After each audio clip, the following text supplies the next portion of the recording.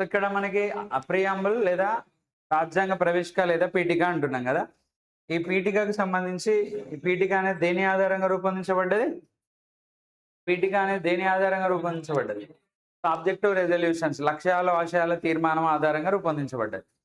అదే మన రాజ్యాంగం దేని ఆధారంగా రూపొందించబడ్డది? ప్రియాంబుల్ ఆధారంగా. ఓకేనా? సో గవర్నమెంట్, ఇండియాలో గవర్నమెంట్స్ ఉన్నాయి కదా. ఏ గవర్నమెంట్లు ఉన్నాయి? Union government and state government, రెండు గవర్నమెంట్లు ఉన్నాయి కదా బేట. సో యూనియన్ గవర్నమెంట్ కానీ స్టేట్ గవర్నమెంట్ కానీ, union government and state government enact the laws. That laws making depends on Indian Constitution.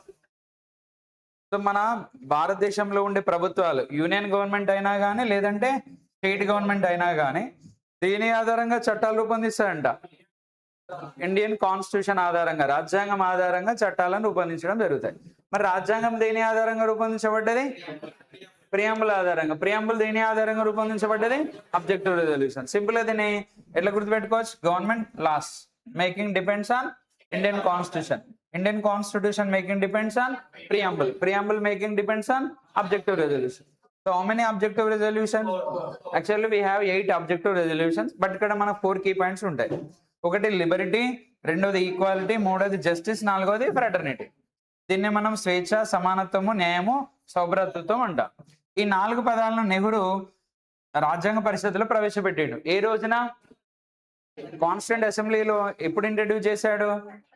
So objective resolutions introduced by the Pandit Jawaharlal Nehru on 13th December 1946 in constituent assembly. Constituent అసెంబ్లీలో introduce చేశారు. మరి constituent assembly ఏ రోజున accept చేసింది? 22nd January 1947 రోజున ఈ లక్ష్యాలు ఆశయాల తీర్మానాన్ని ఆమోదం తెలిపింది. దీన్నే మనం date of adoption of objective resolutions on which date? On 22nd January 1947. ఓకేనా? సో ఇది మనకి రాజ్యాంగ ప్రవేశికకు సంబంధించినటువంటి ఇన్ఫర్మేషన్. ఇక మనం రాజ్యాంగ ప్రవేశిక లేదా ప్రియాంబుల్ ఉంది కదా, ఈ ప్రియాంబుల్ను ప్రొఫెసర్ జేఆర్ శివాక్, ప్రియాంబుల్ను లేదా తెలుగులో అయితే మనం రాజ్యాంగ ప్రవేశిక అన్నాం కదా. ఈ రాజ్యాంగ ప్రవేశిక లేదా ప్రియాంబుల్ ఏదైతే ఉందో, ప్రియాంబుల్ కానీ లేదా రాజ్యాంగ ప్రవేశిక, దీన్నే మనం ఇంకేమనొచ్చు? మన పీఠిక అనొచ్చు కదా. ఈ పీఠిక లేదా రాజ్యాంగ ప్రవేశిక ఏదైతే ఉందో దాన్ని మనకి ప్రొఫెసర్ జేఆర్ శివాక్ అనే అతను, ఎవరంటున్నా నేను? ప్రొఫెసర్ జేఆర్ శివాక్ ఎన్ని పార్ట్స్ గా డివైడ్ చేశాడు బేట? 4 పార్ట్స్ గా డివైడ్ చేశాడు. Professor JR Siwach classifying into 4 parts అని గుర్తుపెట్టుకోండి. 4 భాగాలుగా విభజించాడు ప్రొఫెసర్ జేఆర్ శివాక్. దేన్ని? ప్రియాంబుల్ను. ఎందుకు? ఈజీగా అండర్స్టాండ్ చేసుకోవడానికి, సులభంగా అర్థం చేసుకోవడానికి ఈ ప్రియాంబుల్ను 4 భాగాలుగా విభజించడం జరిగింది. ఓకేనా? సో ఒకటి నెంబర్ 1 ఏమన్నాడు అంటే సోర్స్ ఆఫ్ ది గవర్నమెంట్ అన్నాడు. Source of the government, source of the government. దీన్ని తెలుగులో ఏమంటామంటే అధికారానికి మూలం అని అంటాం. అధికారానికి మూలం ఎవరు అని అర్థం. ఓకేనా? అధికారానికి మూలం. రెండోది ఏమన్నాడు అతను? 4 పార్ట్స్ గా డివైడ్ చేసిండు కదా. ఫస్ట్ వచ్చేసి సోర్స్ ఆఫ్ ది గవర్నమెంట్ అన్నాడు, లేదా అధికారానికి మూలం ఎవరు అన్నాడు. సో రెండోది వచ్చేసి అతను నేచర్ ఆఫ్ ది గవర్నమెంట్ అన్నాడు. నేచర్ ఆఫ్ ది గవర్నమెంట్ లేదా nature of the Indian government అని రాసుకో. Indian government. భారత ప్రభుత్వ స్వరూపం ఏంటో చెప్పిండు అతను. భారత ప్రభుత్వ స్వరూపం. సో భారత ప్రభుత్వ స్వరూపం ఏంటో చెప్పిండు. నెక్స్ట్ ఇదే ప్రొఫెసర్ జేఆర్ శివాక్ ఇంకొక పార్ట్ ఏంటిది ఇక్కడ మనకి? 3rd పార్ట్ వచ్చేసి మనకి objectives of the Indian political system. Objectives of the Indian political system. Indian political system. Sir తెలుగులో ఏమంటాం మనము? Objectives of the Indian political సిస్టమ్ను తెలుగులో ఏమంటాం అంటే భారత రాజకీయ వ్యవస్థ యొక్క లక్ష్యాలు అంటాం. భారత రాజకీయ వ్యవస్థ యొక్క లక్ష్యాలు. పెట్టి రాజకీయ వ్యవస్థ యొక్క లక్ష్యాలు, ఆబ్జెక్టివ్స్ అంటున్నాం మనం. ఇక 4వ భాగం ప్రొఫెసర్ జేఆర్ శివాక్ 4 పార్ట్స్ గా డివైడ్ చేసిండు అన్న కదా. మరి 4వ భాగం ఏంటి? ఇక్కడ ప్రియాంబుల్ను 4 భాగాలుగా విభజిస్తే 4వ భాగం ఏంటంటే date of adoption, date of adoption of Indian constitution. తెలుగులో రాజ్యాంగాన్ని ఆమోదించిన తేదీ. భారత రాజ్యాంగాన్ని ఆమోదించిన తేదీ అని చెప్పి ఇట్లా ఆమోదించిన తేదీ అని చెప్పి ఇట్లా 4 భాగాలుగా విభజించాడు. So preamble classifying into are preamble divided into 4 parts by Professor J.R. Shivak. So first part name is source of the government, and second one is nature of the government, nature of the Indian government. Third one is objectives of the Indian political system, and fourth one is date of adoption of Indian Constitution. ఇట్లా 4 భాగాలుగా విభజించడం జరిగింది. ఎవరు అంటే professor JR Shiva. ఇప్పుడు ఒక్కొక్క దాన్ని మనం ఎక్స్ప్లెనేషన్ తీసుకుందాం, ఒక్కొక్క దాన్ని చూద్దాం. So first one source of the government. భారతదేశంలో అధికారానికి మూలం ఎవరో చూద్దాం. అధికారానికి మూలం ఎవరు భారతదేశంలో? ఫస్ట్ వన్ వచ్చేసి మనకి సోర్స్ ఆఫ్ ది గవర్నమెంట్.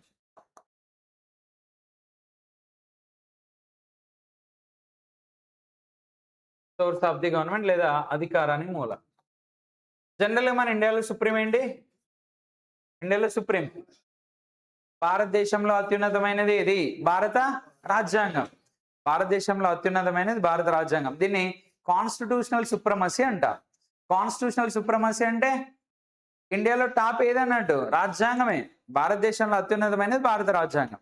మరి అలాంటి భారత రాజ్యాంగం ఏదైతే ఉన్నదో అలాంటి భారత రాజ్యాంగంకు మనం అధికారానికి మూలం రాజ్యాంగం అవుతుంది కదా. కానీ రాజ్యాంగం దేంతో స్టార్ట్ అవుతుందని చెప్పిన Indian constitution started with preamble.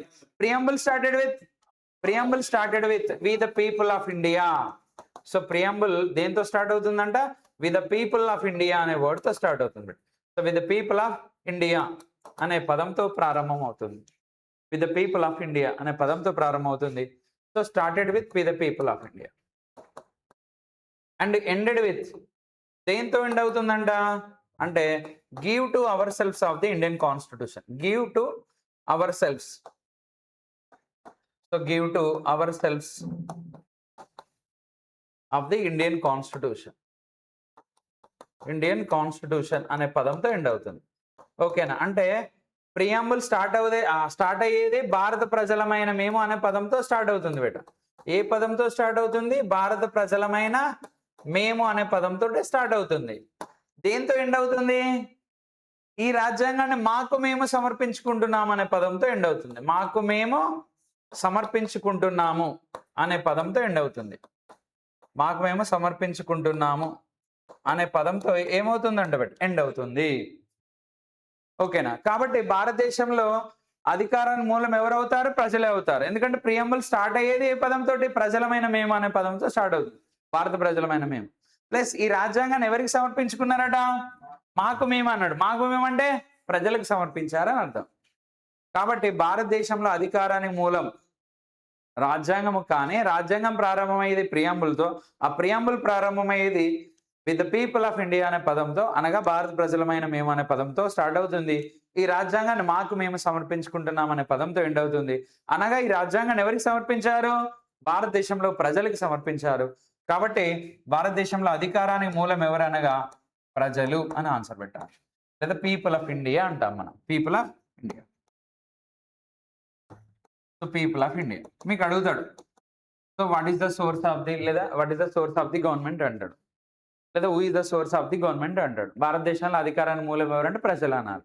అయితే అప్పుడప్పుడు మనల్ని కన్ఫ్యూజ్ చేయడానికి ఏం చేస్తాడంటే భారతదేశంలో రాజ్యాంగ అధికారానికి మూలం ఎవరు అంటాడు. రాజ్యాంగ అధికారానికి మూలం ఎవరు అని అంటాడు. అని ఫస్ట్ ఆప్షన్ ఏమిస్తాడంటే మనల్ని కన్ఫ్యూజ్ చేయడానికి భారత రాజ్యాంగం అని ఇస్తాడు. ఓకేనా?